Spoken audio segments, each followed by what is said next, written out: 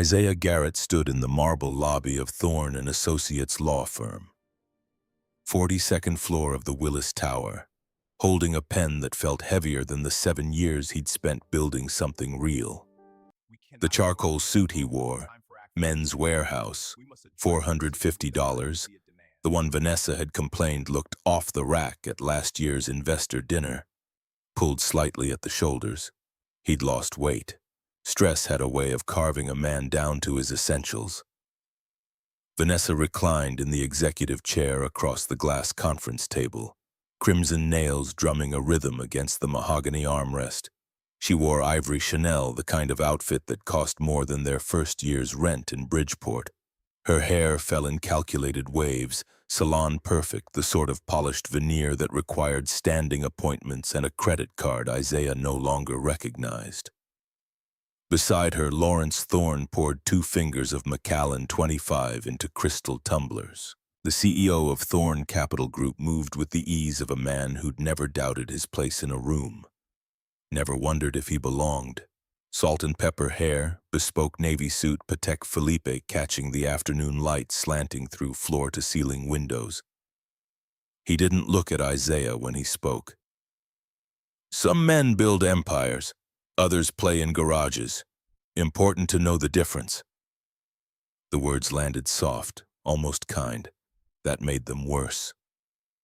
Vanessa's attorney, a sharp-faced woman in her 50s, slid the decree across the glass. 23 pages. Isaiah had read every word twice in the past week, hunting for traps, finding only the slow dismantling of a partnership he'd believed was permanent. Just sign, Isaiah. You keep your little tech project, I keep the condo. Fair deal considering you brought nothing but student loans into this marriage. Her voice held the particular weariness of someone explaining basic arithmetic to a child. 7 years collapsed into nothing. 80-hour weeks, the nights he'd coded until his vision blurred, the mortgage he'd taken on the condo to cover payroll when clients paid slow. All of it reduced to a footnote in her acquisition of a better life. Isaiah uncapped the Mont Blanc she'd given him for their 2nd anniversary, back when gifts still meant something beyond transaction. His hand moved steady across the signature line. Isaiah D. Garrett. The middle initials stood for Dominic, his grandmother's maiden name. Lorraine Dominic Garrett, who'd worked double shifts as a surgical nurse for 40 years, who'd left him $300,000 and a handwritten note that said, "Build something that lasts." He set the pen down. The soft click echoed in the space between them. "It's done." Lawrence raised his glass in a mock toast, ice cubes shifting. Vanessa reached for the papers, scanning the signature line as if Isaiah might have forged his own name. Satisfied, she stacked the pages with the precision of someone closing a business deal, which, Isaiah supposed, was exactly what this was. "My attorney will file tomorrow morning. You'll have the settlement funds wired within 48 hours. Try to be smart about it. Maybe hire a financial advisor." The condescension sat heavy in the air, thick as the cologne Lawrence wore. Isaiah stood. The chair scraped against Italian marble. Neither of them looked up. "Goodbye, Vanessa." She waved one hand, dismissive, already turning to Lawrence. Their laughter started before Isaiah reached the elevator. Something about Napa, about a wine-tasting weekend, about finally being free to live without someone dragging them down into middle-class mediocrity. The elevator descended 42 floors in silence. Isaiah watched the numbers drop, felt the familiar pull of gravity reasserting itself. Ground level. The doors opened onto Michigan Avenue, where March wind cut between skyscrapers and turned the late afternoon into something raw. He stood on the curb. Traffic rushed past, a river of steel and glass and impatient horns. Commuters jostled around him, faces buried in phones, everyone moving with the certainty of people who knew where they belonged. Isaiah pulled out his phone, the cracked iPhone 11 he'd been using for 3 years because upgrading felt wasteful when the company needed capital, and dialed. 2 rings. "It's done. She signed." Elliot Morrison's voice carried the measured calm of a man who'd spent 40 years in venture capital, who'd seen empires rise and fall over handshakes and missed clauses. 62 years old, silver-haired, the kind of quiet power that didn't need to announce itself. "How are you holding up?" Isaiah watched a black Bentley flying spur glide to the curb 3 feet away, midnight blue so deep it looked wet. The rear window lowered 2 inches. Elliot's face, lined and knowing, appeared in the gap. "Get in. We need to talk." The leather interior smelled like money. Real money. The kind that whispered instead of shouted. Elliot sat with his hands folded, patient, while Isaiah settled into the seat across from him. The car pulled into traffic, smooth as water. "You didn't answer my question." Isaiah looked out at the city sliding past. They were heading north, away from the loop, toward Lincoln Park, toward the condo Vanessa thought she'd just won. "I'm tired, Elliot. That's the truth. 7 years building something real, and she acted like I was asking her to settle for food stamps." Elliot nodded. He'd heard versions of this story before. Morrison Ventures had backed 37 startups over 2 decades, and at least half of them had ended marriages, partnerships, friendships. Money had a way of showing people who they really were. "Do you remember what I told you when we first met? June 2020, my office. You were pitching Series A with a 3-slide deck and more conviction than capital." Isaiah remembered. The carpet had been burgundy.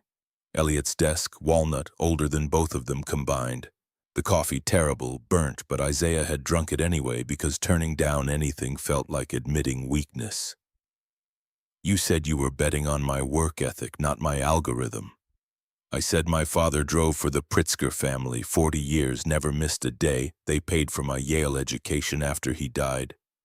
I learned something from that. Real wealth isn't inherited. It's built by people who show up when no one's watching."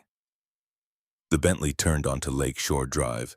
Sunlight caught the water, turned it copper and gold.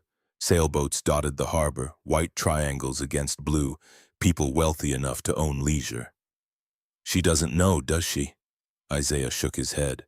Vanessa had no idea that Morrison Ventures had been sitting on a $400 million acquisition offer for Garrett Dynamics since December. She had no idea that Isaiah's 51% stake, post-vesting, translated to $204 million after tax. She thought she was walking away from a struggling tech startup, not a fully realized exit that would land her ex-husband on the Forbes list. I wanted to tell her. 100 times I almost did. But every time I opened my mouth, I remembered something my grandmother said. "If someone shows you who they are, believe them the first time." Elliot smiled, small and sad. "Vanessa showed you. Multiple times. You just loved her enough to pretend you didn't see." The car stopped outside 1040 North Lakeshore Drive. Limestone facade, brass fixtures, doorman in burgundy coat who nodded at Isaiah like he knew something the rest of the world didn't. The building where Isaiah had bought Unit 12B for $300,000 cash in December 2021, using his grandmother's inheritance. Separate property under Illinois law. The condo Vanessa had lived in for 2.5 years, convinced they owned it together, never bothering to check whose name appeared on the deed. "She has 30 days to vacate, then what?" Isaiah climbed out of the Bentley. March wind off the lake bit through his suit jacket. "Then she learns what I've known all along. Silence isn't weakness, it's strategy." Elliot's window lowered another inch. "The board meets Friday. Be ready." The Bentley pulled away, left Isaiah standing on the sidewalk outside a building he owned, in a neighborhood Vanessa had chosen because it felt like success.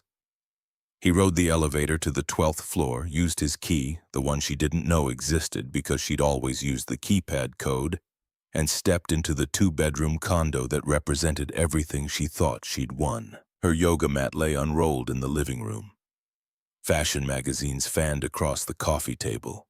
The air smelled like her perfume, something French and expensive that Isaiah had stopped noticing months ago. He walked through rooms that felt like a museum of someone else's life. The kitchen where they'd cooked exactly 4 meals together in 2 years. The bedroom where she'd stopped reaching for him sometime last fall. The guest room she'd converted into a closet for clothes she wore to impress people who didn't know her name. Isaiah sat on the leather couch, the one she'd insisted they buy $4,000 because quality matters, and pulled out his laptop. The folder had been sitting in his cloud storage for 90 days, protected by encryption strong enough to make the NSA sweat. He opened it. 847 text messages between Vanessa and Lawrence Thorne, pulled from company servers before HR could lock him out.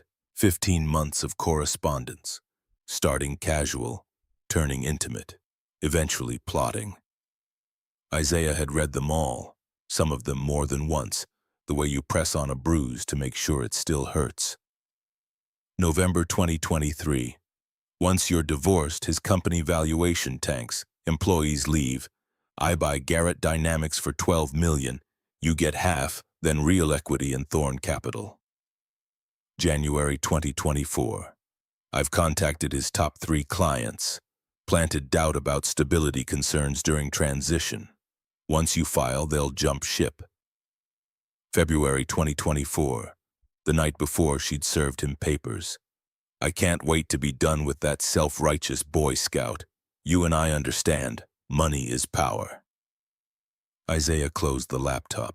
The sun had set while he sat there, left the condo in that particular Chicago twilight where the city lights started winning their war against the dark. His phone buzzed. Text from David Park, the forensic accountant Elliot had quietly hired 6 weeks ago. Final audit complete. $405,000 in fraudulent expenses. Criminal charges applicable if you want to pursue. Call me. Isaiah didn't call. Not yet. He stood, walked to the window, looked out at the lake stretching black and endless toward a horizon he couldn't see. Somewhere out there, Vanessa was celebrating.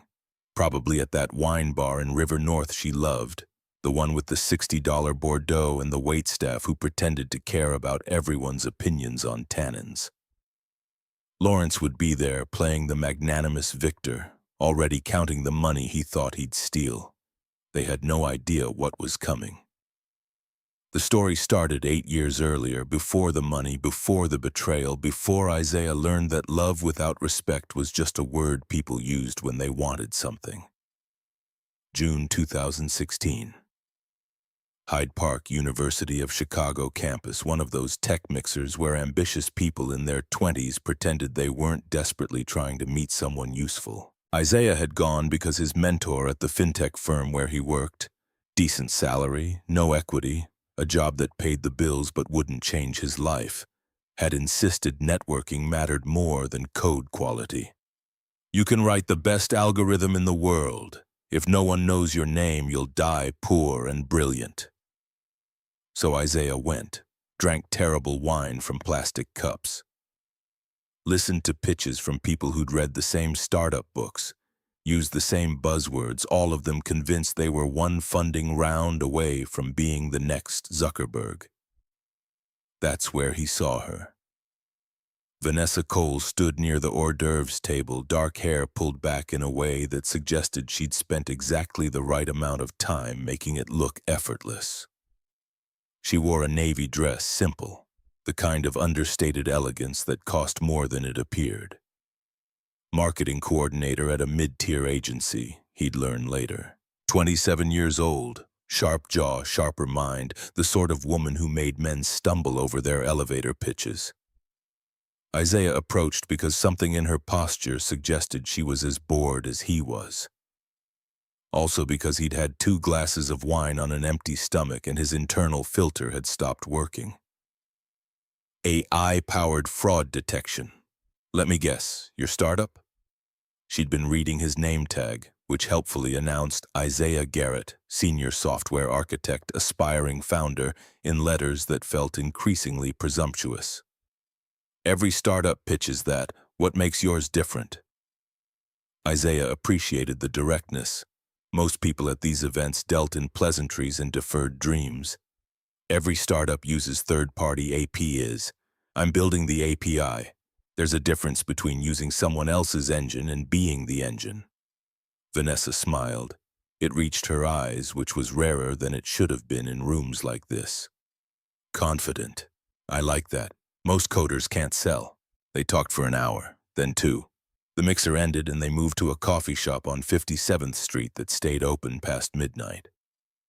Isaiah told her about the algorithm he was building in his garage studio, the one that could detect synthetic identity fraud patterns 3 steps ahead of current market solutions. Vanessa told him about the marketing agency where she coordinated campaigns for clients who didn't appreciate the difference between brand awareness and direct conversion. Everyone thinks marketing is about making people buy things. It's not. It's about making them believe the thing they're buying will change who they are. Isaiah remembered thinking she was the smartest person he'd met in months. Maybe years. The kind of smart that didn't need to announce itself, that crept up on you in the middle of a conversation about nothing and left you wondering how you'd missed it at first. They dated for 8 months. Real dating. The kind people did before apps turned relationships into swipe-based efficiency metrics. Dinners at cheap Thai places in Pilsen. Long walks along the lakefront where they argued about whether venture capital was a meritocracy or a nepotism machine. Movies at the Music Box Theater. Old noir films that Vanessa loved and Isaiah tolerated because watching her watch Humphrey Bogart made him understand what people meant when they said someone was luminous. December 2016, Isaiah proposed in the garage studio where he spent his nights coding. Pilsen industrial neighborhood, the kind of place where rent was cheap because amenities were theoretical. Concrete floor, space heater that barely worked. The smell of motor oil from the mechanic shop next door. He'd cleared a space between server racks, laid down a blanket, set up his laptop to project stars on the ceiling. A screensaver he'd coded himself. Constellations that appeared and disappeared based on actual astronomical data. I don't have a diamond yet, but I have a vision. Will you build it with me? Vanessa looked at him with something that might have been love or might have been the reflection of what she thought love should look like. Isaiah, 30 years old and convinced he could code his way into meaning, didn't know there was a difference. Always together. We're a team. They married in February 2017. Cook County Courthouse, $200 ceremony.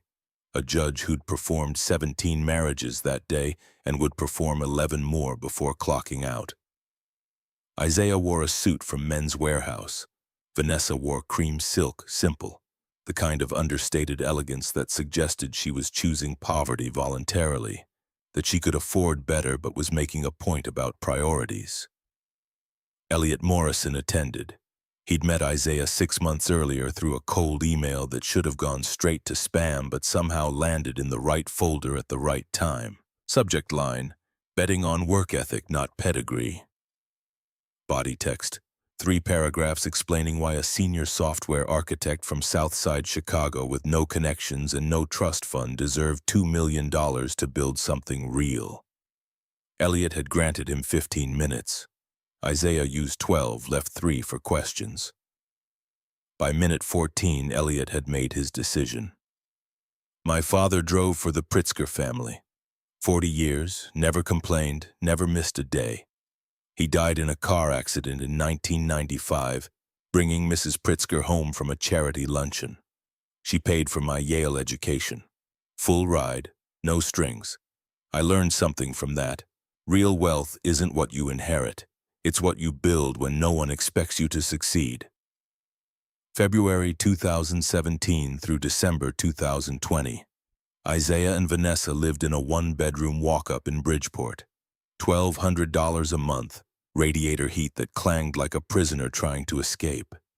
Neighbors whose arguments bled through walls thin as promises. Vanessa quit her marketing job to join Garrett Dynamics as VP of Marketing. Equity promised. Salary deferred until the company hit profitability. She worked the coffee shop circuit, laptop open, building brand presence on a budget measured in hundreds, not thousands. Isaiah coded 18-hour days.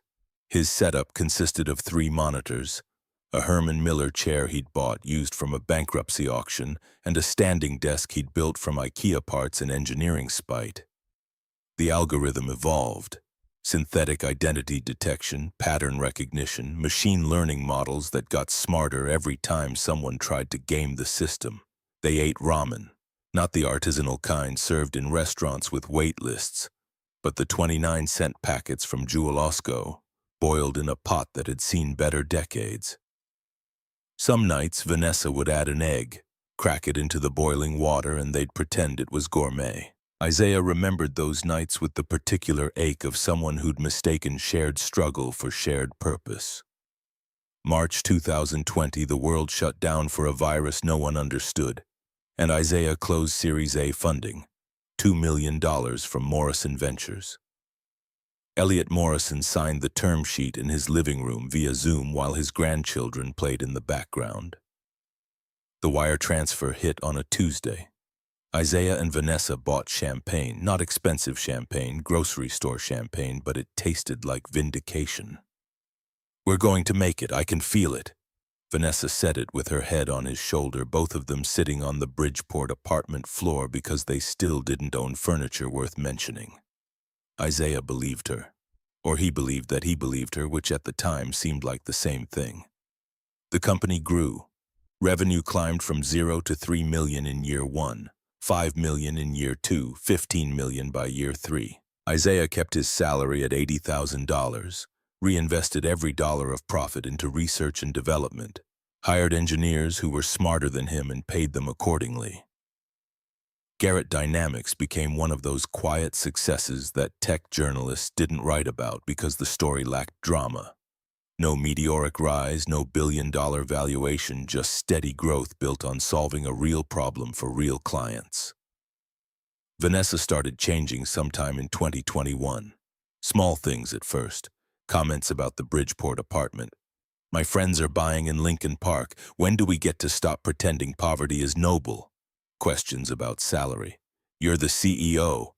You should be paying yourself what you're worth." Comparisons to other founders. "Mark's company is half our size and he drives a Tesla." Isaiah made excuses. Growth was stressful. They were both tired.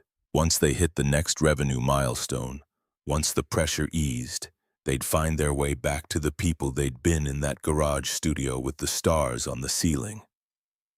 December 2021, his grandmother died. Lorraine Dominic Garrett, 87 years old, surgical nurse for 43 years, a woman who'd raised Isaiah after his parents died in a car accident when he was 9. She left $300,000 and a note written in her careful cursive. "Build something that lasts, not just companies, everything." Illinois law was clear. Inheritance received during marriage remained separate property unless commingled with marital assets. Isaiah's attorney, a referral from Elliot, someone who specialized in protecting founders from their own optimism, explained it 3 times. "If you buy property with this money and keep the title in your name alone, it stays separate.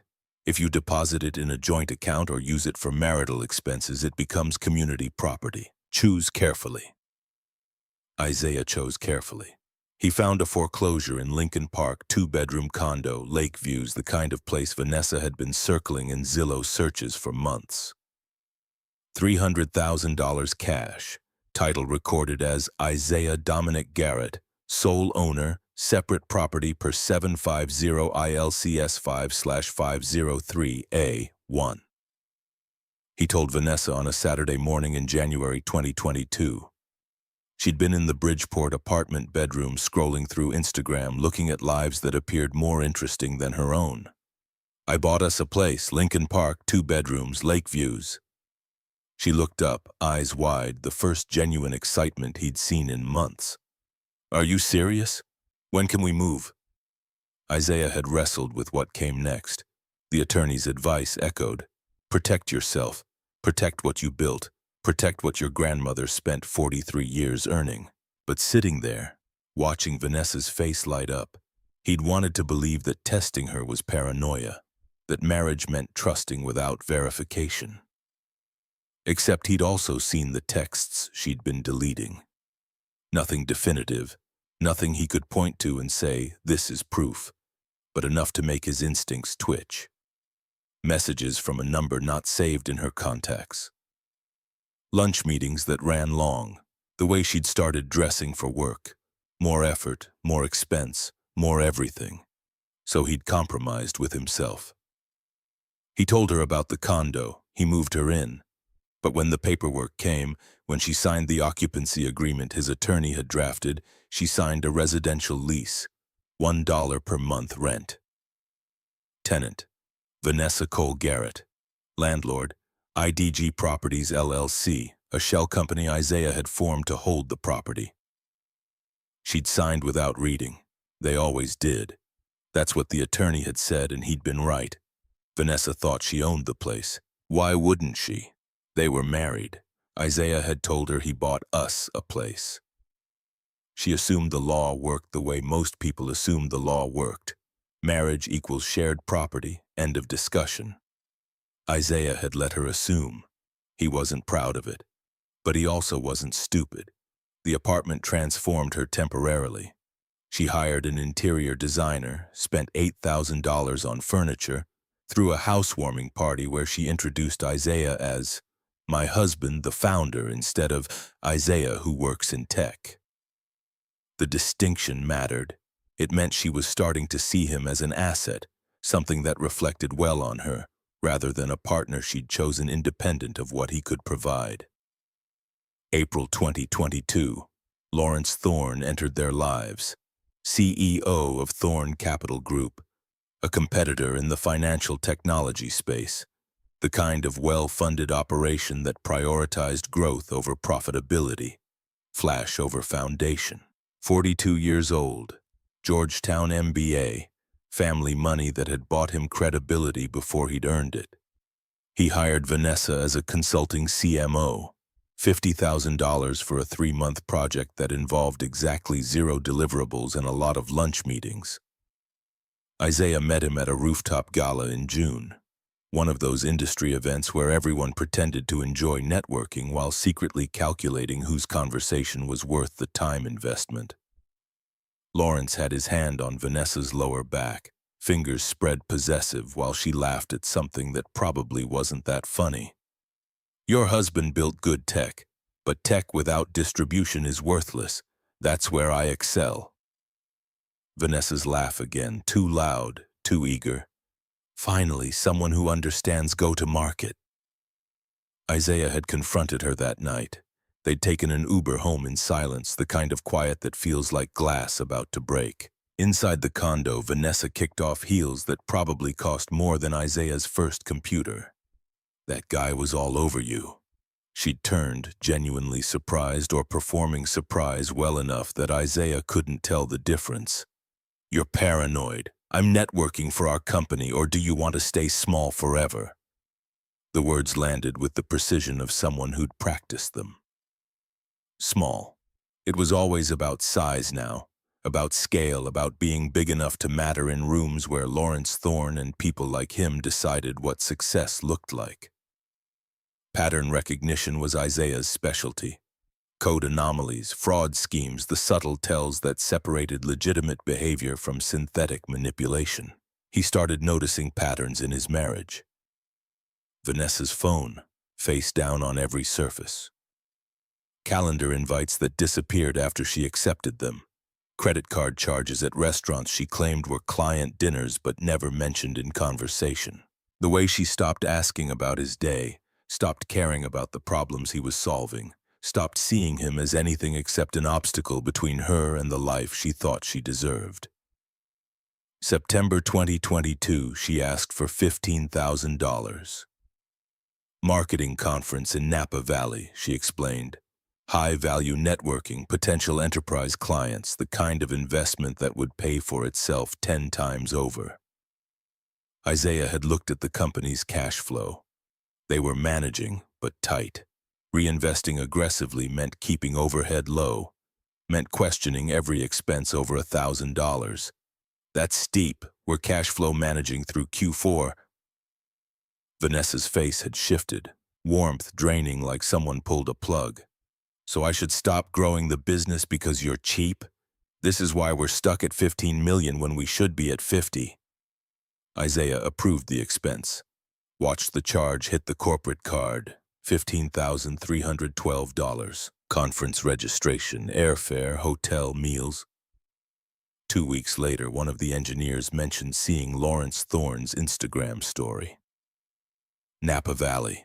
Same hotel, same dates, same couple's spa package charged to a Garrett Dynamics corporate card. Isaiah didn't confront her. Not yet. He'd learned something from 7 years of debugging code. Don't assume malice when you can test the hypothesis. So he tested. January 2023, Vanessa pushed for new office space. 10,000 square feet in the Loop, the kind of prestigious address that would impress investors. $200,000 for the lease deposit plus 6 months rent up front. We're profitable at current space. Why move? Because you want to look like a garage startup forever? This is about image, Isaiah. Image matters in this industry. He signed the lease. Watched Vanessa choose a building on West Monroe, directly adjacent to Thorne Capital Tower, close enough that she could meet Lawrence for lunch without leaving the block. Close enough that coincidence became implausible. The evidence accumulated. Isaiah didn't go looking, that wasn't his style, but his IT director, a woman named Rachel who'd been with the company since year 1, flagged suspicious email volumes. Company policy required archiving all communications for compliance. Vanessa had been using her Garrett Dynamics account to message a personal Gmail address. Nothing illegal about that, except when Rachel ran the analytics, the pattern looked wrong. 847 messages over 15 months. Outbound attachments that included client lists, revenue projections, strategic plans. I can't read the content without your authorization. But the metadata suggests information is leaving the building that shouldn't be. Isaiah had authorized it. Read every message. Watched his marriage dissolve into a conspiracy between his wife and a competitor, who saw Garrett Dynamics as an acquisition target to be softened up through sabotage. The worst part wasn't the betrayal. Isaiah had built his career on expecting systems to fail, had designed fraud detection around the assumption that people would try to game anything worth gaming. The worst part was reading Vanessa's words, seeing how she actually thought about him when she wasn't performing partnership. He's too naive to see it coming. Thinks loyalty matters more than leverage. That one had hurt. Not because it was cruel, but because it was probably true. July 2023. Vanessa walked into Isaiah's office at the new space on West Monroe, 3rd floor. Windows overlooking the street where investment bankers pretended their lunch breaks constituted exercise. She wore black Armani, the kind of precisely tailored authority that made interns straighten their posture when she passed. Her heels clicked against bamboo flooring Isaiah had chosen because it was sustainable and cost-effective. She'd wanted Italian marble. I deserve a real VP salary, 180,000 base. Isaiah looked up from the code review he'd been running. 3 monitors displayed cascading data, algorithmic patterns that would have been meaningless to anyone who hadn't spent 7 years teaching machines to think. The company employed 42 people now. Revenue had climbed to 18 million annually, but margins stayed thin because Isaiah reinvested everything into research, into building something that would last beyond the next funding cycle. Vanessa, we promised equity-based compensation until Series B. Everyone on the leadership team accepted that structure. Her jaw tightened, a muscle jumping beneath skin that had seen more of Michigan Avenue's high-end estheticians than Isaiah's touch in the past 6 months. I've worked 6 years unpaid. You're exploiting me.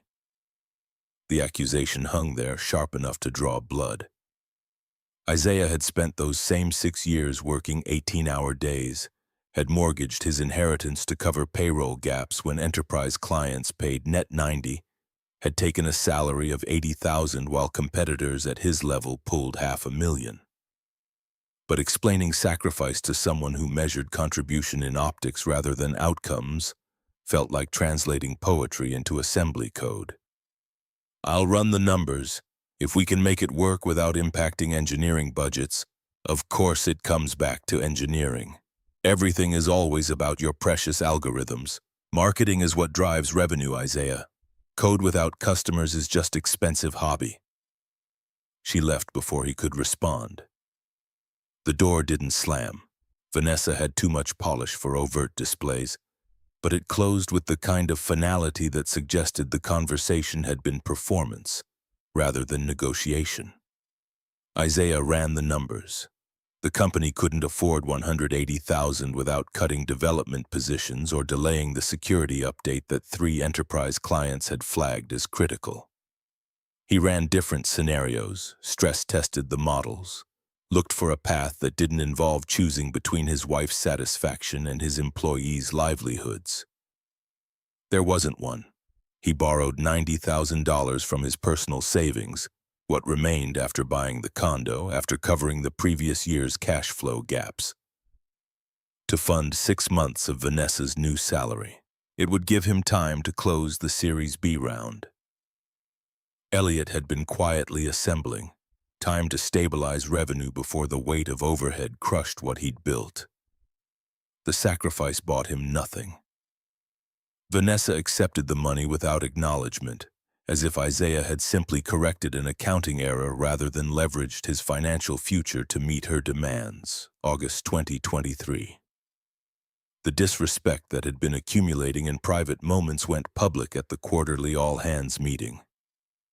Garrett Dynamics had outgrown the Scrappy startup phase, had evolved into something that required structure, processes, the kind of operational maturity that made investors comfortable deploying serious capital.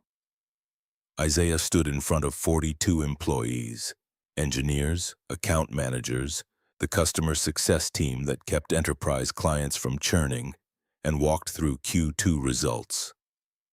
Revenue up 23% year over year. Client retention at 94%. Product roadmap on schedule despite 3 competitors raising 9-figure rounds to chase market share through aggressive pricing.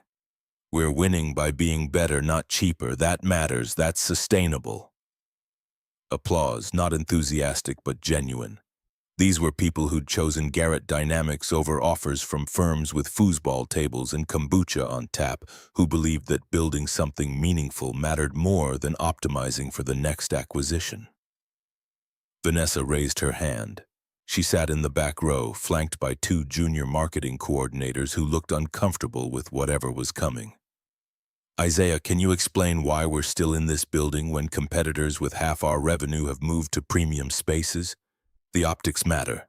Clients judge credibility by environment. The room went quiet. Everyone understood the subtext.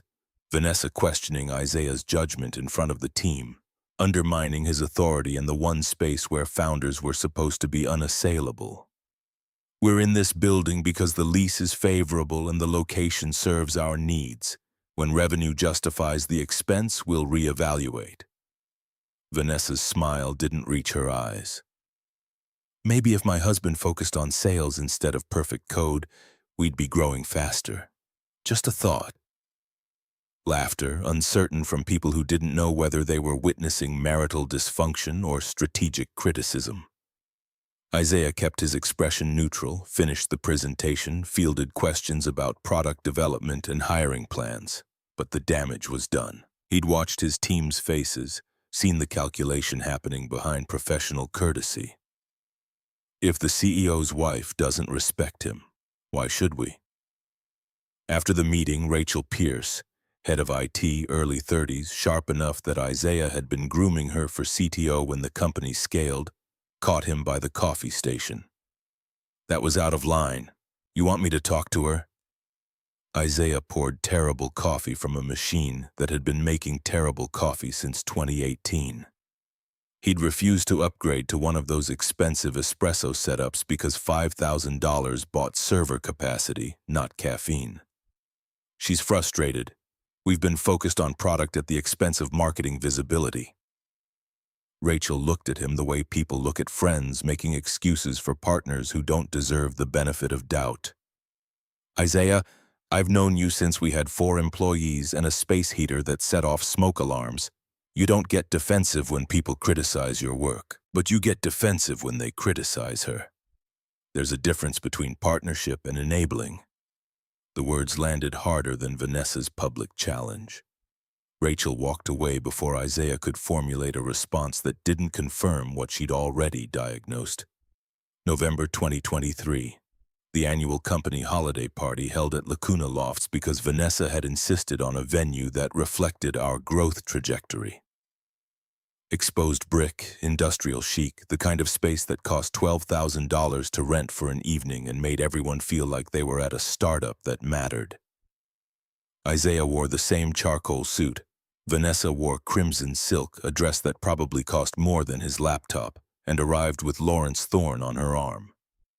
I invited Lawrence as my +1. He's been advising on marketing strategy. People should meet him.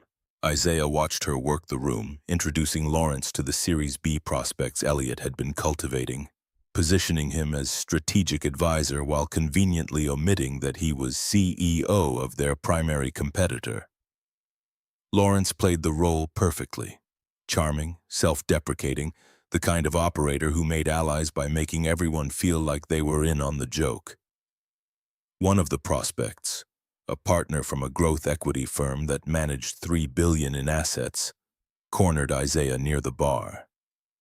Your wife mentioned Lawrence Thorne is consulting for you. That's an interesting choice.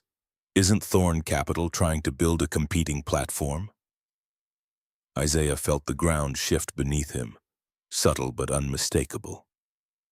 Vanessa had just signaled to the investment community that Garrett Dynamics was either desperate enough or naive enough to take advice from competitors.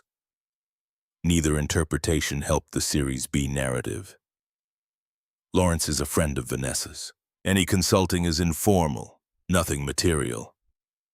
The investor nodded, unconvinced, and excused himself to take a call that probably didn't exist.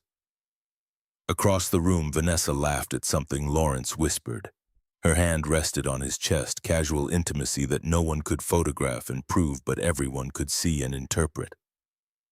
Isaiah left the party early, took an Uber back to the Lincoln Park condo, sat in the dark living room and pulled up the email archive Rachel had flagged months ago. He'd been avoiding a comprehensive read, had told himself that spot-checking was sufficient, that he didn't need to torture himself with the full narrative of his marriage's decomposition. But watching Vanessa perform partnership while executing betrayal had broken something.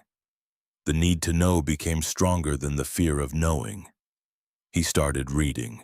November 2023, 11 months before the divorce. Lawrence to Vanessa. Once you're divorced, his company valuation tanks. Employees leave. Board loses confidence. I buy Garrett Dynamics for $12 million. You get half from the settlement, then real equity in Thorne Capital. 2 years, we're both looking at 9-figure exits. Vanessa's response. He's too proud to sell. But if we make him desperate enough, if the business starts failing, he'll take whatever offer keeps the lights on. I know how he thinks. Isaiah's hands were shaking. He kept reading. January 2024, 2 months before she'd filed. Vanessa to Lawrence. I've contacted Enterprise Solutions Group, Midwest Financial, and Great Lakes Banking. Planted concerns about leadership instability, suggested they might want to evaluate alternatives before renewal. Once I file for divorce, the optics will tank his credibility. Lawrence's response. Perfect. Their contracts are up for renewal in Q2. We'll be ready to absorb the revenue. Your husband is building our company without knowing it. February 2024, the night before Vanessa served papers. She'd been in the condo's second bedroom, the one she'd converted into a closet. The one where Isaiah rarely ventured because it represented everything about their diverging values. He'd heard her laughing on the phone, Had assumed she was talking to a friend from her marketing agency days. The transcript told a different story. Vanessa to Lawrence. Tomorrow changes everything. I can't wait to be done with that self-righteous Boy Scout. He thinks poverty is noble, that struggling makes you authentic. You and I understand. Money is power. Everything else is cope. Isaiah closed the laptop. The condo felt cavernous, expensive, full of furniture chosen by someone who'd stopped choosing him months ago. He sat in the dark until morning light crept through floor-to-ceiling windows, turning Lake Michigan from black to gray to blue. His phone buzzed. Text from Elliot Morrison. Board meeting Friday. We need to discuss timing. Isaiah called him. 2 rings, then Elliot's voice, alert despite the early hour. You sound tired. I am, but I'm also clear. I need to see the acquisition offer, the real numbers, the full structure. Silence on the line, the kind that meant Elliot was choosing words carefully. You sure you're ready for that? Once you see what's on the table, there's no going back to not knowing. Isaiah looked around the condo. $1,200 coffee table, $8,000 sectional sofa, art on the walls that Vanessa had chosen because the gallery owner said it would appreciate, not because either of them liked it. A life built on surfaces that had never developed depth. I've been not knowing for too long. Send me the documents. The email arrived 30 seconds later. Subject line, Morrison Ventures Garrett Dynamics Acquisition Proposal. Attached, 47 pages of term sheets, valuation models, post-close governance structures. Isaiah opened the PDF. Read the number at the top of page 3. Purchase price, $400 million cash, subject to customary working capital adjustments and escrow provisions. He read it again. The number didn't change. Equity distribution. Founder, Isaiah Garrett. Holds 51% post-vesting, equal to $204 million after estimated tax liability. The math was simple.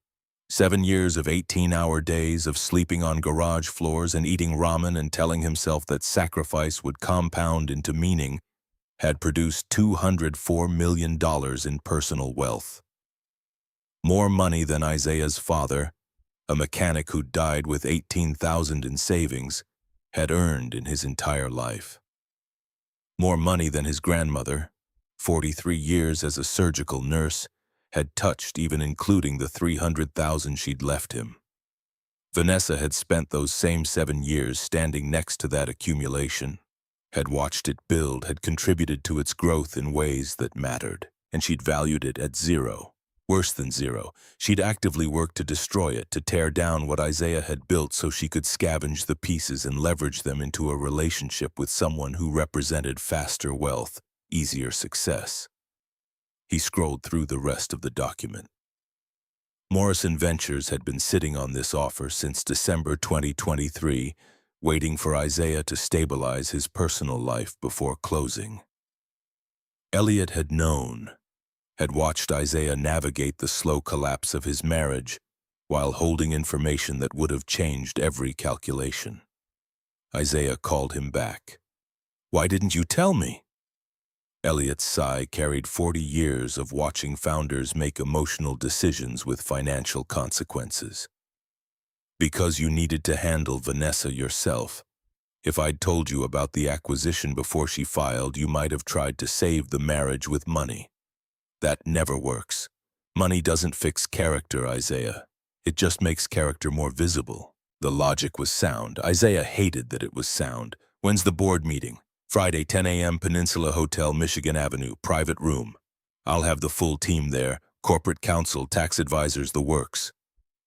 Come prepared to make a decision. Isaiah hung up, looked at his calendar. Today was Tuesday, February 27, 2024. Vanessa had served divorce papers yesterday. She thought she was walking away with half of an $18 million company, maybe $9 million in equity value if her lawyers pushed hard enough. She had no idea she was walking away from $200 million. The next 72 hours unfolded with the mechanical precision of a system executing code. Isaiah moved through the motions of running a company while assembling the infrastructure to protect it. Wednesday morning, he met with Rachel Pierce in a conference room that still smelled like new carpet. The window overlooked West Monroe, offered a direct sightline to Thorn Capital Tower 3 blocks east. I need you to do something that's going to feel like a violation of privacy. But it's legal, it's necessary, and I need you to trust me. Rachel had been with Garrett Dynamics long enough to read the subtext. You want a full forensic pull of Vanessa's corporate communications. Everything.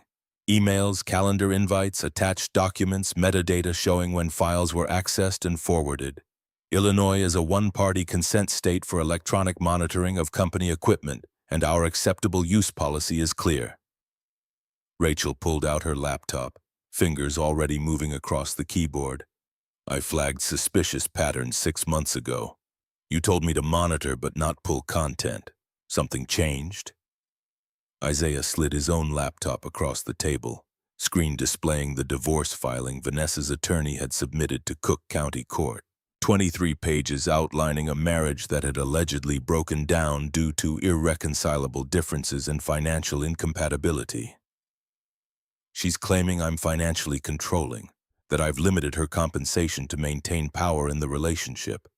Her attorney is building a narrative where she's the exploited spouse who deserves significant equity distribution to compensate for years of undervalued labor. Rachel scanned the document, her expression shifting from neutral to something harder. That's garbage. She had equity participation from day one.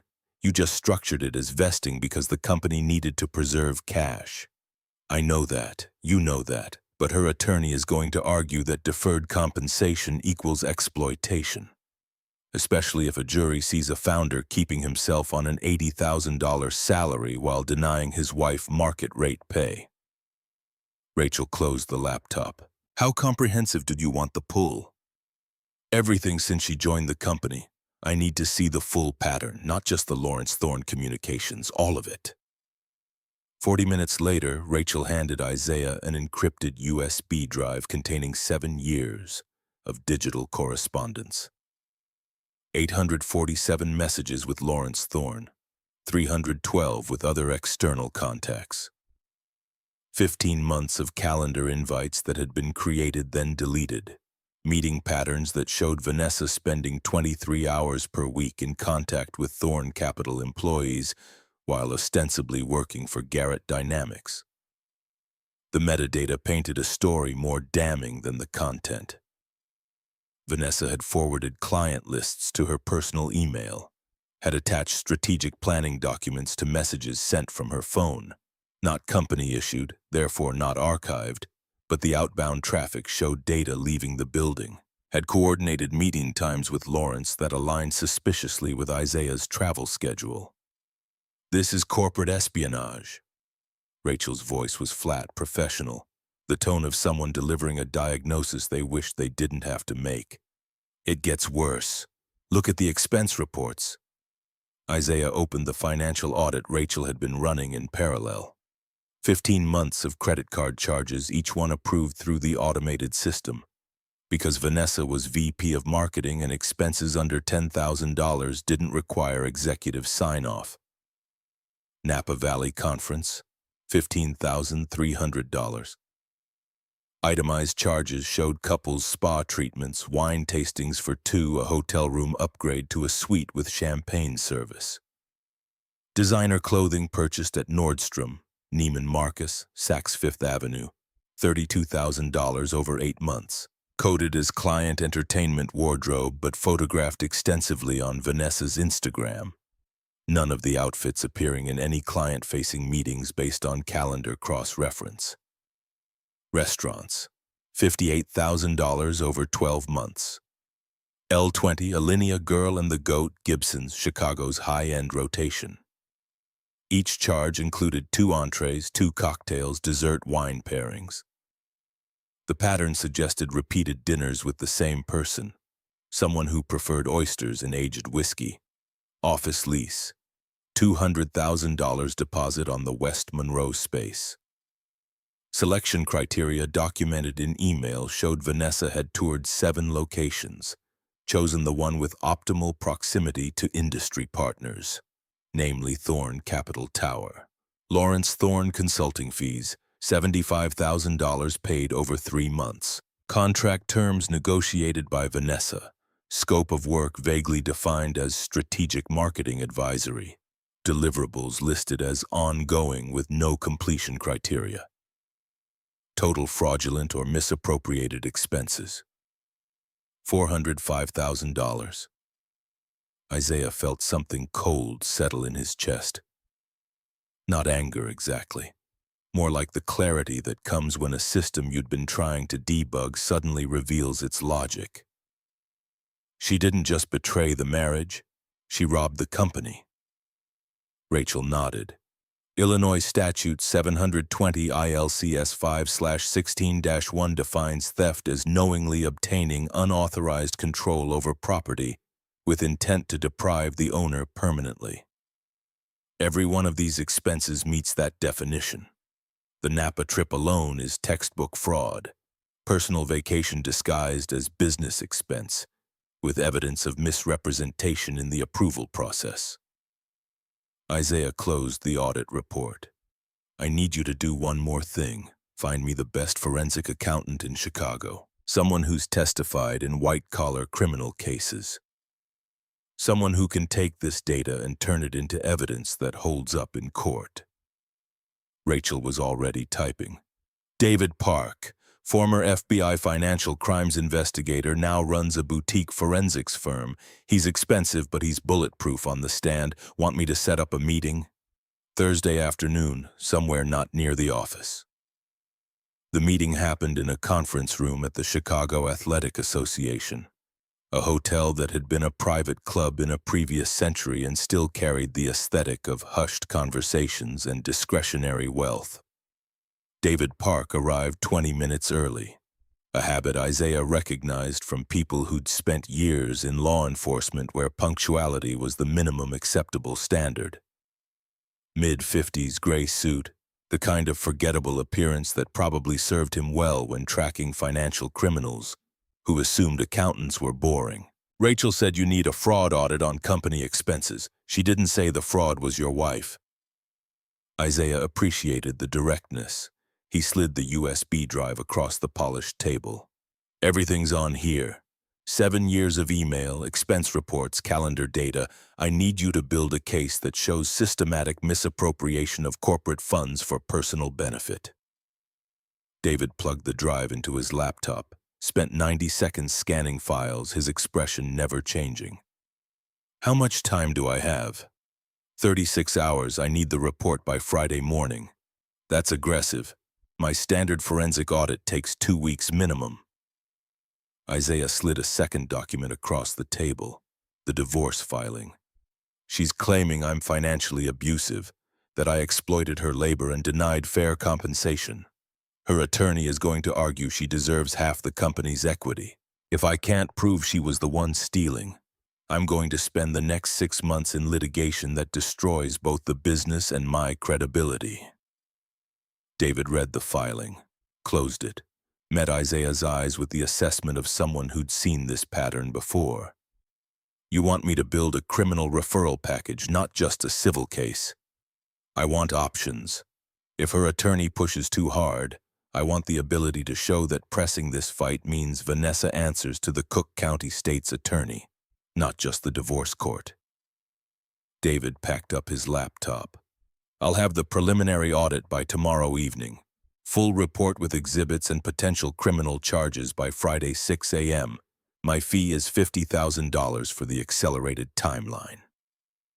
Isaiah transferred the money before David left the building. Thursday night, Isaiah sat in the Lincoln Park condo and faced the reality that had been crystallizing since he'd read Vanessa's messages to Lawrence. The marriage was over. Had been over for months, probably longer. He'd just been too invested in the fantasy of partnership to admit what the data was showing him. But the betrayal went deeper than adultery. Vanessa hadn't just stopped loving him. She'd actively worked to destroy what he'd built, had conspired with a competitor to tank the company's valuation so they could acquire it cheap, had stolen $400,000 while claiming exploitation. The legal system offered paths forward. Isaiah could file a counterclaim in the divorce, show the evidence of fraud, turn the narrative from abusive husband to criminal wife. He could refer the case to the state's attorney, let prosecutors decide whether $405,000 in fraudulent expenses warranted criminal charges. Or he could do something smarter. His phone buzzed. Text from Elliot Morrison. Preliminary documents are ready for tomorrow's board meeting. You should see the tax structure before you commit. Come by the office tonight if you're available. Isaiah grabbed his keys, took the elevator down to the parking garage where his 2015 Honda Civic sat between a Tesla and a Range Rover. Vehicular proof that he'd never cared about the status symbols Vanessa had craved. Drove to Morrison Ventures' office in the Loop, a building that whispered money instead of shouting it. Elliot's office occupied the northwest corner of the 48th floor. Windows on two sides, lake views to the east, city lights to the west, furniture that had probably been handmade by craftsmen who signed their work. Bookshelves holding first editions of texts on venture capital, private equity, the mathematics of making money work harder than the people who earned it. Elliot sat behind a desk that had belonged to his father, the driver who'd spent 40 years earning someone else's trust. On the surface, tax documents, acquisition structures, the machinery of transforming 7 years of labor into generational wealth. Before you commit to this, I need you to understand what you're signing. This isn't just selling the company, it's changing your life in ways you can't predict. Isaiah sat in the leather chair across from him. Through the window, Chicago stretched out in all directions. Millions of people grinding through Thursday nights, most of them earning wages that would never compound into the kind of number sitting in the documents between them. I've been thinking about what you said. Money doesn't fix character, it makes it more visible. But it also makes decisions clearer. If I'd known about this acquisition before Vanessa filed, I might have tried to save the marriage. Now I know there's nothing to save. Elliot slid the tax analysis across the desk. Isaiah scanned the projections, the structures his attorneys had built to minimize the government's take, while staying well inside legal boundaries. Purchase price, $400 million. Isaiah's 51% stake, $204 million. Federal capital gains, 20%. Illinois state tax, 4.95%. Net proceeds after tax, approximately $153 million. The number felt abstract, disconnected from reality. Isaiah had grown up in a household where his father's best year had grossed $68,000. His grandmother's pension had been $32,000 annually. The inheritance she'd left, $300,000 accumulated over 4 decades of nursing, had seemed like a fortune. $153 million was a different universe. The kind of money that generated more money through passive mechanisms Isaiah understood intellectually but had never experienced personally. Even at conservative returns, say 4% annually in diversified index funds, that was $6 million a year without touching the principal. The acquisition closes 30 days after board approval. Morrison Ventures takes operational control immediately. You stay on as CEO for a 2-year transition with full compensation. After that, you're free to start something new. Retire, whatever matters to you. Isaiah thought about the garage in Pilsen where he'd started Garrett Dynamics. The concrete floor, the space heater, the smell of motor oil and ambition. He'd built the company because he'd wanted to prove something. To himself, to the investors who'd rejected his early pitches, to a world that assumed kids from Southside Chicago didn't launch successful tech firms. He'd proven it. The exit validated 7 years of sacrifice, confirmed that betting on himself had been rational rather than delusional. What about Vanessa? Elliot's expression didn't change, but something in his posture shifted. What about her? She's claiming half the equity. Her attorney will argue that Illinois is a marital property state, that she contributed to the company's growth, that the prenup doesn't cover sweat equity. Elliot pulled a document from his desk drawer. The prenuptial agreement Isaiah and Vanessa had signed in February 2017, amended in October 2019 after Series A closed, and the company's value started becoming material. Page 7, Clause 14. Your attorney and I added this specifically to protect founder equity in cases where the non-founder spouse demonstrates material disloyalty. Isaiah read the clause. The language was dense, full of legal specificity designed to survive appellate scrutiny. But the core logic was clear. Any equity acquired through reinvested salary, personal loans, or unpaid labor during marriage remained separate property if the acquiring spouse could prove material financial contribution from separate funds, and the non-acquiring spouse demonstrated disloyalty through extramarital affair, corporate sabotage, or breach of fiduciary duty. I reinvested $280,000 from my salary over 7 years. I can document every dollar.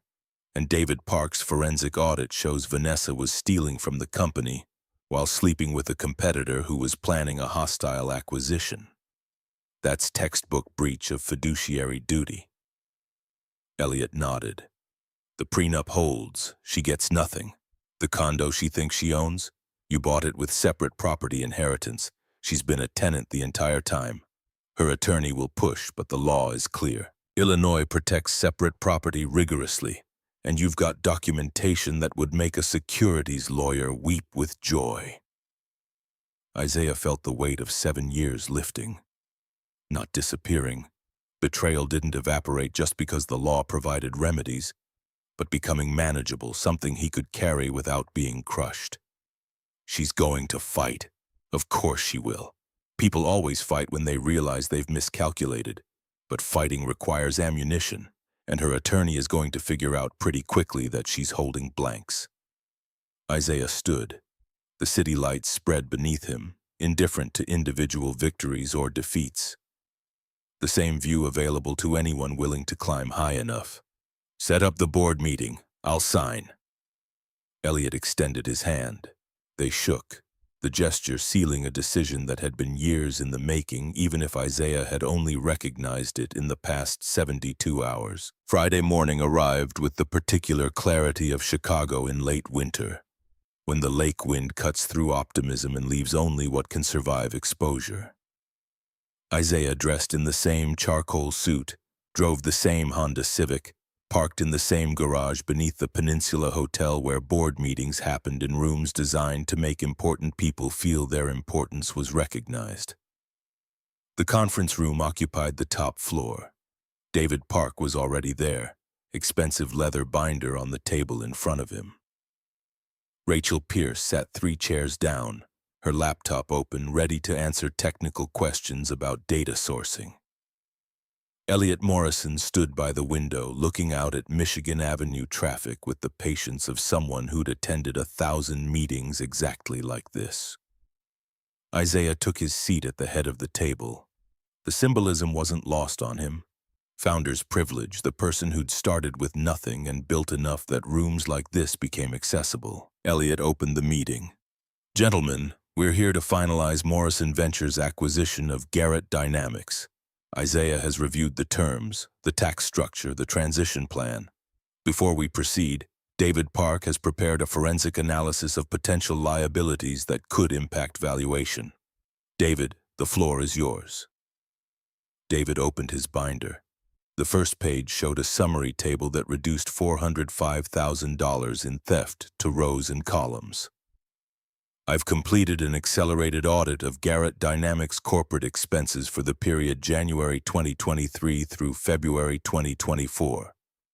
My findings indicate systematic misappropriation of funds by Vanessa Ashford Garrett, who served as VP of Marketing during the relevant period.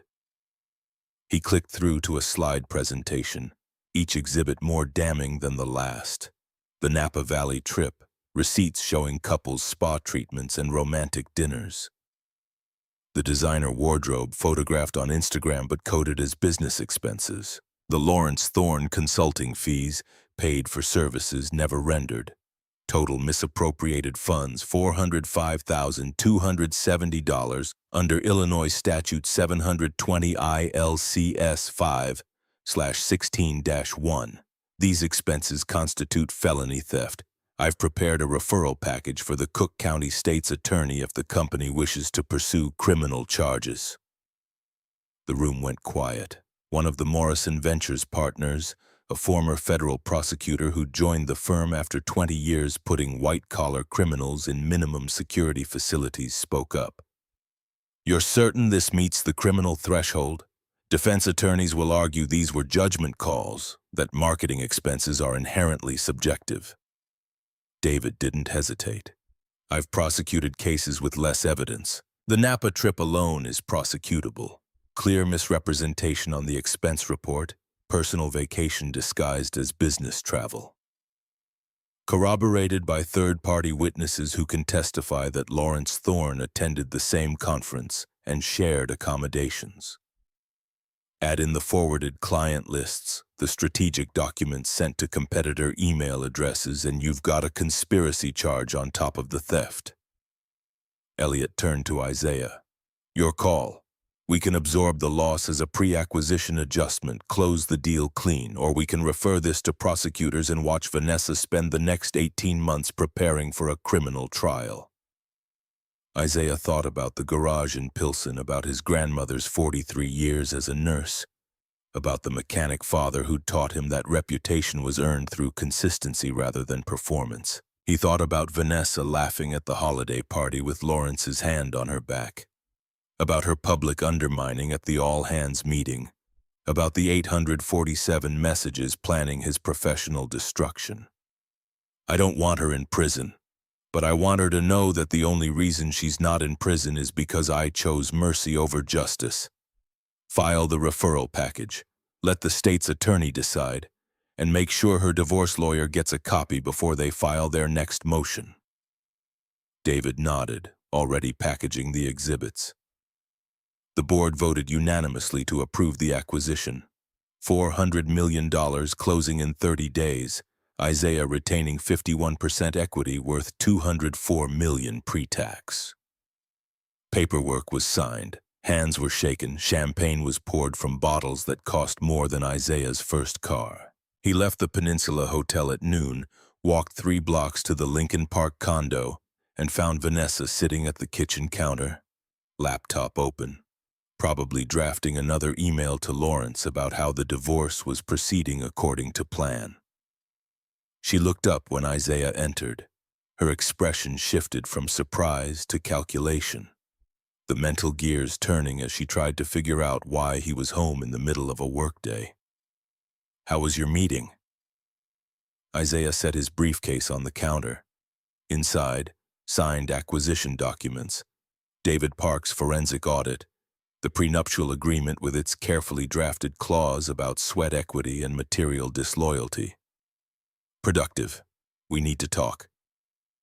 Vanessa closed her laptop with the deliberate precision of someone buying time to construct a response. The afternoon light streaming through the floor-to-ceiling windows caught the diamond studs in her ears, 2 carats each, purchased with a corporate card Isaiah had discovered in David Park's audit, coded as client appreciation gifts, that had never left her jewelry box. "Talk about what? The divorce is proceeding. My attorney said the settlement negotiation should start next week." Isaiah pulled out one of the leather bar stools. The kitchen still smelled like the French roast coffee Vanessa ordered from a boutique roaster in River North, $18 a pound because grocery store brands weren't sophisticated enough for the life she'd been constructing. "Your attorney is operating under assumptions that aren't accurate. I thought you should hear the corrections directly before things get complicated." Something flickered across her face, not quite fear, more like the alertness of someone sensing a trap without seeing its mechanism. "What assumptions?" Isaiah opened his briefcase, withdrew the forensic audit, 217 pages of itemized theft bound in navy leather, set it on the granite countertop between them. David Park spent the last 36 hours analyzing 7 years of Garrett Dynamics expense reports. Turns out there are significant discrepancies between what you claimed as business expenses and what actually qualified under Illinois corporate law. Vanessa's hand moved toward the binder, stopped halfway. Her fingers trembled, barely perceptible, the kind of physiological tell Isaiah had learned to recognize from watching traders react to margin calls. I don't know who David Park is, but expense reports are approved through proper channels. If there were issues, accounting would have flagged them. Accounting flagged them. Rachel brought the patterns to my attention 6 months ago. I authorized a comprehensive forensic review after you filed for divorce. Isaiah opened the binder to page 12. Exhibit C, the Napa Valley Conference. Receipts arranged in chronological order, each one annotated with David Park's commentary explaining why a couple's spa package didn't constitute legitimate marketing expense. Vanessa's face drained of color. She stood, creating distance between herself and the evidence, as if proximity made culpability more real. That was a networking conference. High-value clients attend those events. The spa was included in the package. I didn't choose it separately. Isaiah flipped to page 34. Exhibit G. Designer wardrobe purchases $32,000 across 8 months, each item photographed on Vanessa's Instagram with geotags showing restaurants, galleries, weekend trips to Milwaukee and Door County. 0 photos showing client meetings or professional contexts. You coded these as client entertainment wardrobe. David cross-referenced your calendar against the purchase dates. Not one of these outfits appeared in any documented business setting. You wore them on personal time, often with Lawrence Thorne based on the Instagram tags. Vanessa's jaw tightened. The defensive posture was crumbling, replaced by something harder, the calculation of someone deciding whether to deny or negotiate. Lawrence is a professional contact. We discussed industry trends, market positioning. That's networking, Isaiah. Maybe if you understood marketing instead of just writing code. David Park understands Illinois Statute 720 ILCS 5/16-1. Theft by deception, obtaining unauthorized control over property with intent to permanently deprive the owner. Every one of these expenses meets that definition. Isaiah turned to page 98, the consulting fees paid to Lawrence Thorne. $75,000 transferred across 3 months. Contract terms negotiated exclusively by Vanessa. Scope of work defined as ongoing strategic advisory with 0 deliverable milestones. Lawrence never produced a single report, deck, or recommendation. No meeting minutes, no email correspondence about strategy, nothing that would indicate actual consulting occurred. But he did produce 847 text messages and emails planning how to tank Garrett Dynamics' valuation so Thorne Capital could acquire it for $12 million. The air in the condo changed. Vanessa's hand found the counter edge, gripping it like the room had tilted. You read my messages. I read company messages sent through company equipment under a corporate acceptable use policy you signed in 2017. Illinois is a one-party consent state for electronic monitoring. Everything was legal, everything is admissible. Isaiah closed the binder. The sound echoed in the silence that followed. David Park prepared a referral package for the Cook County State's attorney. $405,000 in fraudulent expenses. Corporate espionage. Conspiracy to commit tortious interference with business relationships. He says it's prosecutable. I'm inclined to believe him. He spent 20 years with the FBI's Financial Crimes Unit before going private. Vanessa's legs seemed to lose structural integrity. She sat heavily in the chair across from Isaiah, her carefully constructed poise disintegrating into something raw and desperate. You can't do this. I'm your wife. We built this company together. You were my wife. Past tense. The divorce you filed made that clear. And we didn't build the company together. I built it while you marketed it. There's a difference between contribution and ownership. Isaiah pulled out a second document. The prenuptial agreement flagged at page 7, clause 14 highlighted in yellow. October 2019, we amended the prenup after Series A. My attorney recommended adding protection for sweat equity, the value created through reinvested salary and personal capital during marriage. You were there. You initialed every page. Vanessa grabbed the document, scanned the highlighted section. Her hands shook hard enough that the pages rattled. This clause, it says equity remains separate property if the non-acquiring spouse demonstrates material disloyalty. What does that mean? It means if you cheat on me while stealing from the company I built with my grandmother's inheritance and my own deferred compensation, you don't get to claim half of it in divorce court. The words landed with the finality of a steel door closing. Vanessa looked at Isaiah like she was seeing him for the first time. Not the accommodating husband who'd absorbed her contempt, not the naive founder she'd been maneuvering around, but someone capable of moves she hadn't anticipated. The affair with Lawrence, that was a mistake. I was confused, unhappy, looking for something to make sense of feeling stuck. You were planning corporate sabotage. November 2023, you told Lawrence that once you divorced me, employee morale would tank and Garrett Dynamics would be worth $12 million instead of its actual value. You coordinated with him to poach our enterprise clients. You forwarded proprietary client lists to his personal email. That's not confusion, Vanessa. That's conspiracy. Isaiah stood. The meeting was over in every way that mattered, but the final information needed delivery. There's one more thing. The condo. Vanessa's eyes widened. Whatever fragile hope she'd been constructing around salvaging something from the divorce, it was anchored to this address, to the Lincoln Park lifestyle she'd been curating for 2.5 years. What about it?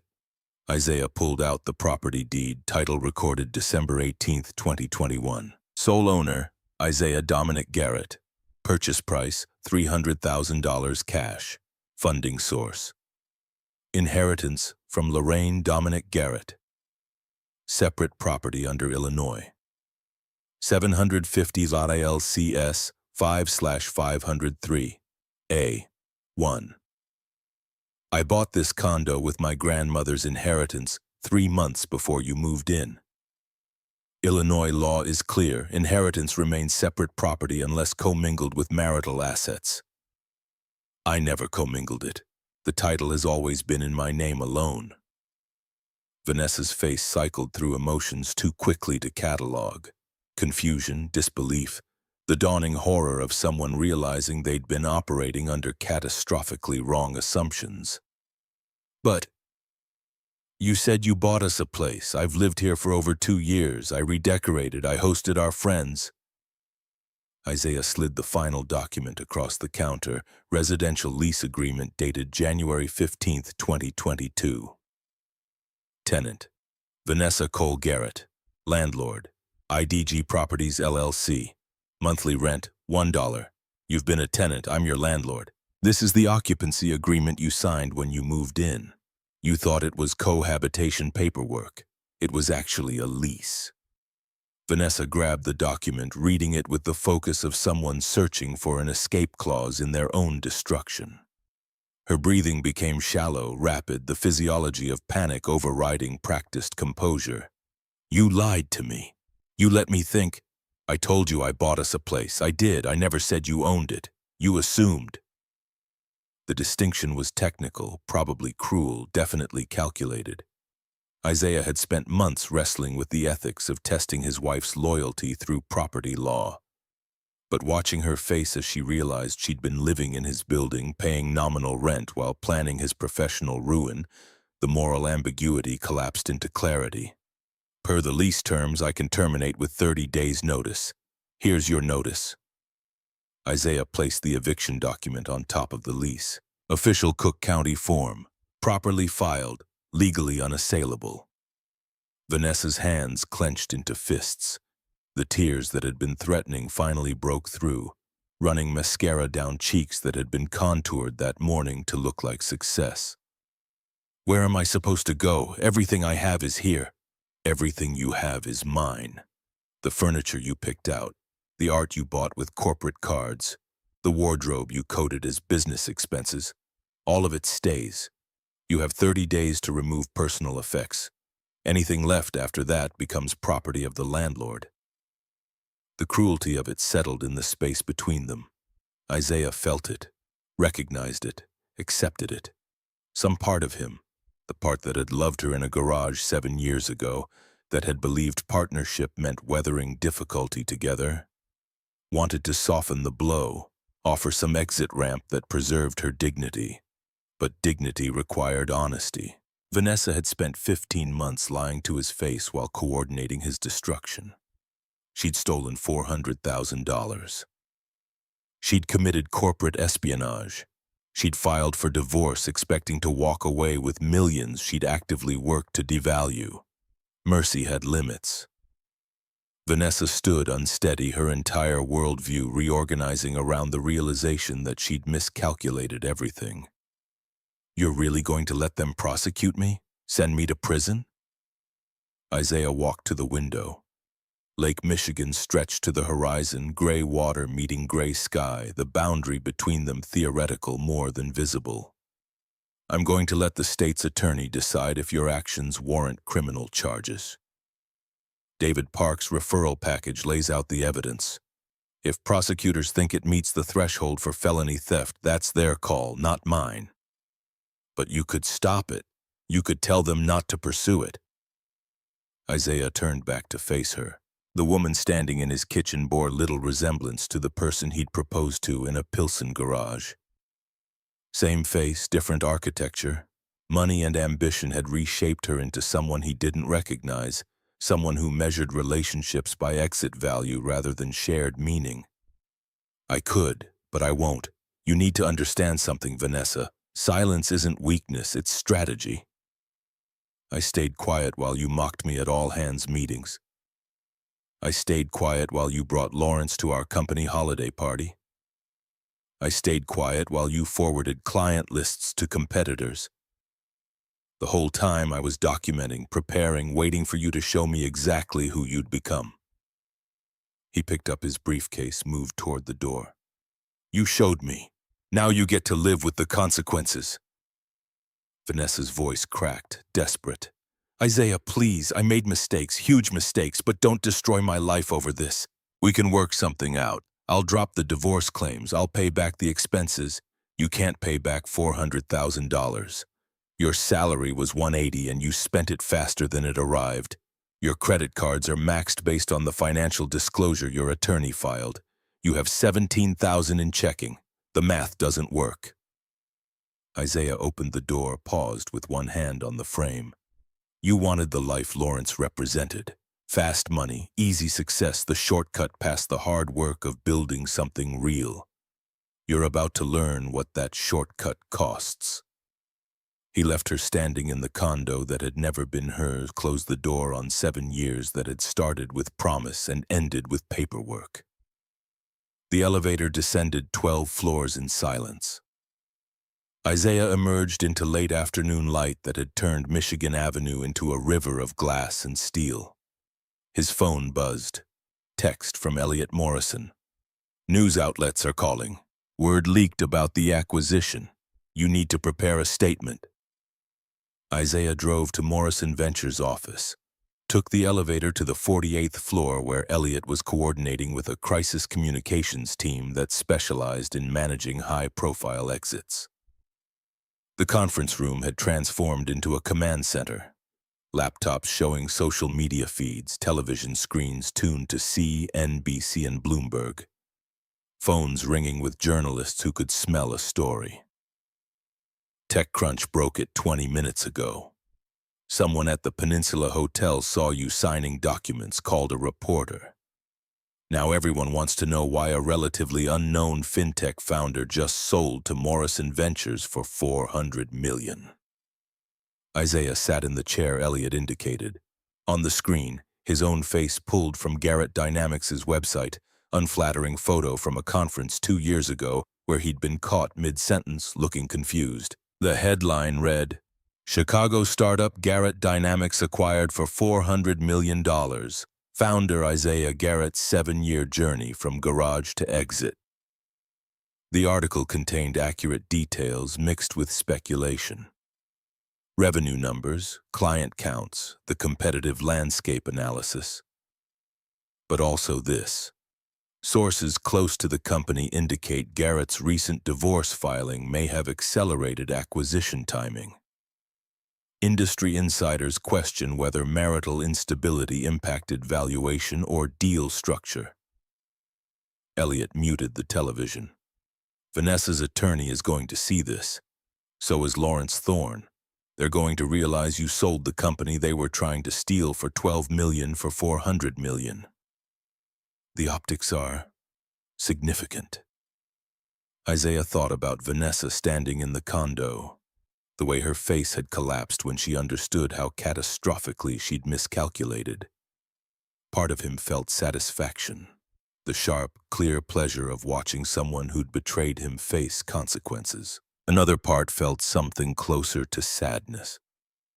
Not for Vanessa specifically, but for the version of their partnership that had existed before money made character visible. Let them see it. Let them understand exactly how much they lost by underestimating what I built. The communications director, a woman in her 40s who'd managed exits for 3 unicorn companies, cleared her throat. Mr. Garrett, we need to address the divorce angle proactively. If we stay silent, the narrative becomes messy founder going through public breakup. If we control it, we can position this as a clean exit from someone who prioritized company growth over personal drama. Isaiah shook his head. No statement about the divorce. This is about 7 years building Garrett Dynamics, about creating real value in fraud detection technology, about Morrison Ventures recognizing potential. My personal life isn't relevant to the business achievement. Elliot nodded approval. Agreed. We issue a joint statement focused on the technology, the market opportunity, the strategic fit. Isaiah remains CEO through a 2-year transition. Morrison Ventures provides capital and operational support to scale what's already working. Clean, professional, focused on the future. The statement was drafted, approved, distributed within 90 minutes. By evening, the narrative had shifted from founder's messy divorce to bootstrap success story. Southside Chicago developer builds $400 million exit. Bloomberg ran a feature on Isaiah's background, interviewed engineers from Garrett Dynamics who testified to his work ethic and technical vision. Vanessa's name appeared nowhere. Lawrence Thorne's company got mentioned in passing as a competitor, but not a factor in the acquisition decision. The erasure was complete. Saturday morning, Isaiah woke in the Lincoln Park condo for what he knew would be one of the last times. The space felt different now, less like a home, more like a hotel room he'd been occupying temporarily. He packed essentials into 2 duffel bags, left everything else. The furniture Vanessa had chosen, the art she'd purchased, the kitchen equipment she'd never used because neither of them cooked anymore. All of it could stay. He didn't need monuments to a marriage that had been performance rather than partnership. His phone rang. Unknown number. Isaiah almost declined, then recognized the area code. 312, local Chicago. Mr. Garrett, this is Assistant State's Attorney Jennifer Walsh. I'm calling about the referral package we received yesterday regarding potential theft charges against Vanessa Ashford. Isaiah's pulse quickened. He'd expected the state's attorney to review David Park's evidence, but not this fast, not on a Saturday morning. I've read the forensic audit. The evidence is compelling. Frankly, it's the most well-documented corporate theft case I've seen outside of securities fraud. My question is whether you're committed to prosecution or whether this is leverage for the divorce proceedings. Isaiah walked to the window. Joggers circled the lakefront path below. People pursuing health and routine without knowing their Saturday morning was interrupting someone else's reckoning. I'm committed to consequences. If the evidence supports criminal charges, file them. If it doesn't, that's your call as a prosecutor, but I won't use the threat of prison as a bargaining chip in divorce court. That's coercion, and it's beneath what I'm trying to accomplish. Silence on the line, the sound of someone recalibrating expectations. That's unusually principled. Most people in your position would leverage this to force a settlement. Most people in my position probably didn't watch their father work as a mechanic for 30 years, never cutting corners, never taking what wasn't his. He taught me that reputation is earned through consistency. I'm not interested in winning through threats. I'm interested in establishing truth. Jennifer Walsh exhaled, a sound that carried 20 years of prosecuting white-collar criminals who rarely demonstrated the clarity Isaiah was offering. I'll review this with my supervisor Monday. If we move forward, expect arraignment within 30 days. Grand jury indictment would follow. Trial probably 8 to 12 months out. Your cooperation as a witness would be essential. You'll have it. The call ended. Isaiah set his phone on the granite counter, looked around the condo one last time. This was where Vanessa had thought she was building a life, where she'd hosted friends and posted Instagram stories and performed the aesthetics of success. She'd never understood that the foundation was rented, that everything she'd been constructing rested on property she didn't own. The metaphor wasn't lost on Isaiah. Their entire marriage had followed the same pattern. Vanessa building a facade on ground she'd never secured, assuming that proximity to ownership was the same as ownership itself. He grabbed his duffel bags, rode the elevator down, loaded the Honda Civic, and drove to a furnished apartment Elliot had arranged in the West Loop. Temporary housing while he figured out what came next. The space was smaller than the Lincoln Park condo, less impressive, completely his. Monday morning arrived with the particular momentum of a story reaching critical mass. Isaiah woke to 17 missed calls, 43 text messages, and an email inbox that had exploded overnight with interview requests, speaking invitations, and venture capital firms offering to fund whatever he wanted to build next. The news cycle had moved from acquisition announcement to deeper investigation. TechCrunch published a profile based on interviews with Garrett Dynamics employees, painting Isaiah as a founder who'd prioritized product over flash, who'd kept his salary low to reinvest in engineering, who'd built sustainable growth in an industry obsessed with hypergrowth and inevitable implosion. Buried in the article's final paragraphs, Garrett's wife, Vanessa, filed for divorce in late February, citing irreconcilable differences. Sources familiar with the matter suggest she significantly underestimated the company's value, expecting a settlement based on $18 million in annual revenue rather than the $400 million acquisition Morrison Ventures ultimately closed. The subtext was clear enough that anyone paying attention understood. Vanessa had miscalculated spectacularly, and the miscalculation was now public record. Lawrence Thorne's company issued a statement Monday afternoon, bland corporate language about wishing Garrett Dynamics well in its next chapter, about healthy competition driving innovation in the fintech space, about Thorne Capital's commitment to organic growth rather than acquisitive strategies. The statement was so generic it almost worked, except Bloomberg's investigative team had started asking questions about the consulting fees Garrett Dynamics had paid Thorne Capital, about the timing of those fees relative to Vanessa's divorce filing, about whether Lawrence Thorne had any personal relationship with Vanessa Ashford that might constitute conflict of interest. By Tuesday morning, Thorne Capital's board had convened an emergency session. By Tuesday afternoon, Lawrence Thorne was on administrative leave pending an internal investigation into potential ethics violations. The dominoes were falling with the systematic precision of cause following effect. Wednesday, Isaiah received a call from Vanessa's attorney, Richard Morgan, partner at a downtown firm that specialized in high-net-worth divorce. The kind of lawyer who charged $800 an hour and projected the confidence of someone who'd never lost a case they actually cared about. Mr. Garrett, I think we need to have a conversation about settlement parameters. My client is willing to negotiate reasonable terms that avoid protracted litigation. Isaiah put the call on speaker, poured coffee from a French press in the West Loop apartment's small kitchen. Your client filed for half the company's equity plus the Lincoln Park condo plus spousal support. Those demands were based on assumptions that turned out to be incorrect. I'm not negotiating against imaginary claims. Richard Morgan's voice carried the practiced patience of someone explaining reality to a difficult child. The $400 million acquisition changes the financial landscape, but Illinois is a marital property state. Vanessa contributed to the company's growth through her marketing efforts.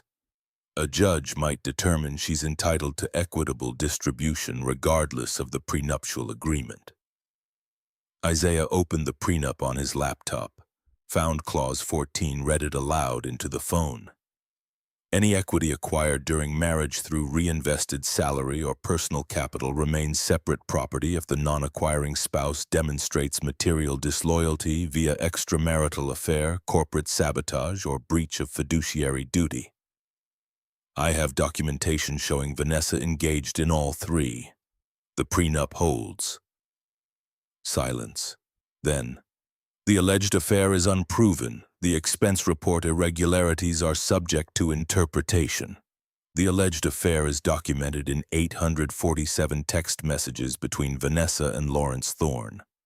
The expense report irregularities are documented in a 217-page forensic audit prepared by a former FBI financial crimes investigator.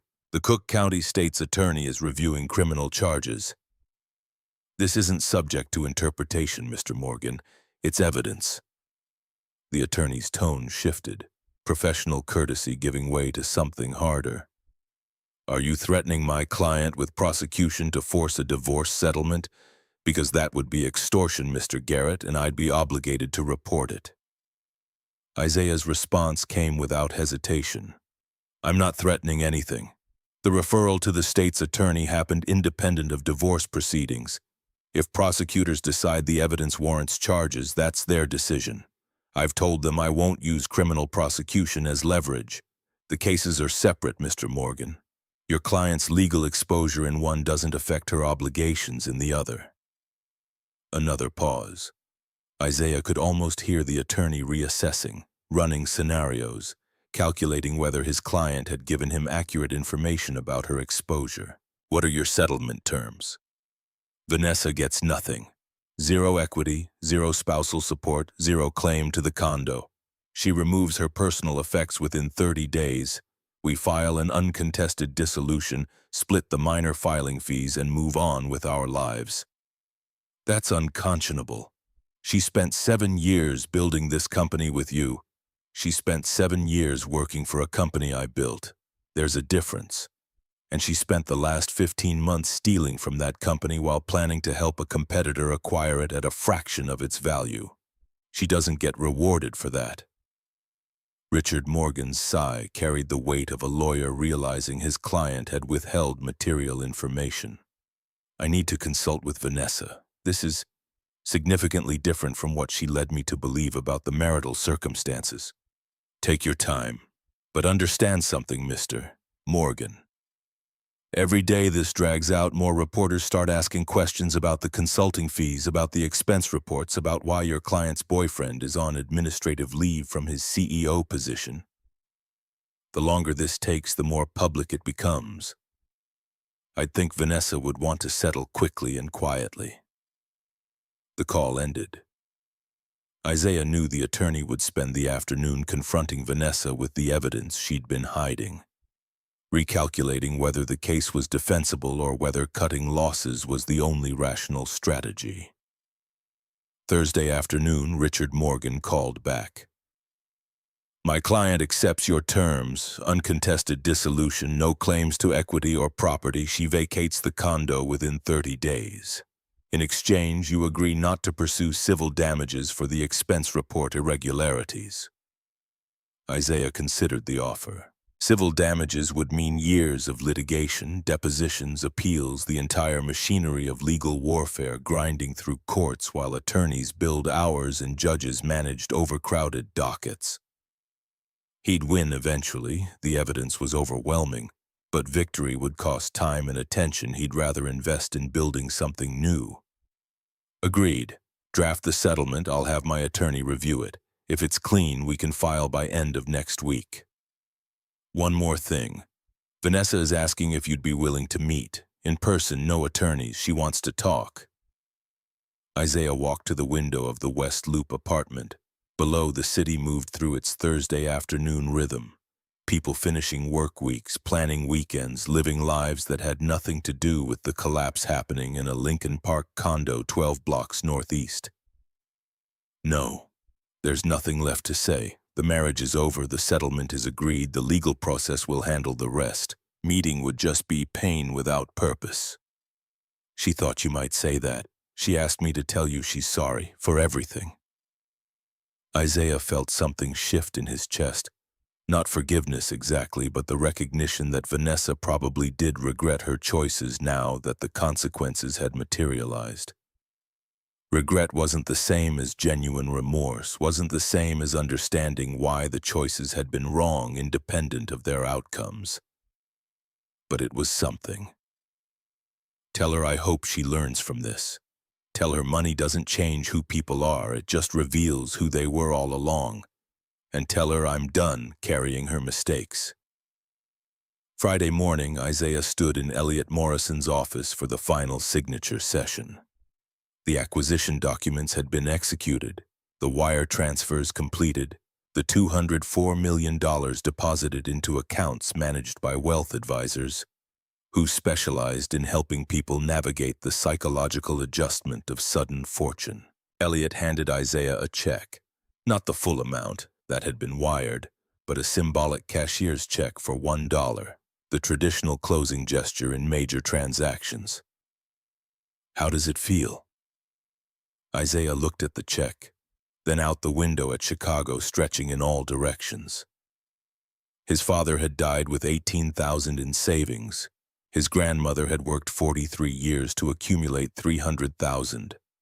Isaiah had turned that inheritance into $200 million in 7 years, had built something that solved real problems for real clients, had proven that betting on himself was rational rather than delusional. It feels like the beginning, not the end. I didn't build Garrett Dynamics to get rich. I built it to prove I could build something that mattered. The money is just a scorecard. Elliot smiled, the expression of someone who'd been waiting 7 years to hear that particular clarity. So what's next? Retirement? Philanthropy? Most founders in your position take a year off, travel, figure out who they are when they're not grinding 18-hour days. Isaiah thought about the garage in Pilsen, about the smell of motor oil and ambition, about the version of himself who'd started with nothing and built something anyway. That person hadn't disappeared just because the bank account had more zeros. I'm going to find the next problem worth solving. Something harder than fraud detection, something that matters more than exit value, and this time, I'm going to build it with people who measure success by what we create, not what we extract. The two men shook hands. Elliot walked Isaiah to the elevator, paused before the doors opened. Your father would be proud. Your grandmother, too. They taught you that reputation is earned through consistency, that real wealth is built, not inherited. You honored that. Don't let anyone, including yourself, tell you otherwise. The elevator descended 48 floors. Isaiah emerged onto Michigan Avenue, where afternoon sun turned the Chicago River into a ribbon of gold cutting through steel and glass. He had nowhere to be, no meetings scheduled, no code to debug or fires to extinguish. For the first time in 7 years, his time was entirely his own. Isaiah walked north along the river, watching tour boats carry tourists under bridges, listening to guides explain the city's architecture and history, to people who'd come from elsewhere to witness what Chicago had built. The stories were about men who dreamed big and worked hard and created structures that outlasted them. Burnham and Root and Sullivan and Wright, names that became synonymous with ambition realized through craftsmanship. That's what Isaiah wanted. Not wealth for its own sake, not recognition or status or the approval of people who measured worth by zeros in bank accounts. He wanted to build things that solved problems, that made systems work better, that left the world marginally improved because he'd bothered to show up and do the work. The money made that possible. $200 million, even after taxes, after legal fees, after everything, generated enough passive returns that Isaiah would never need to work again. He could spend the rest of his life thinking about problems worth solving, assembling teams of people who shared that value, building companies that prioritized meaning over metrics. That was freedom. Not the absence of constraint, but the ability to choose which constraints mattered. Isaiah's phone buzzed. Text from Rachel Pierce.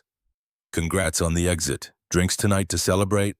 He typed back, "Thanks. Rain check? Need a few days to process."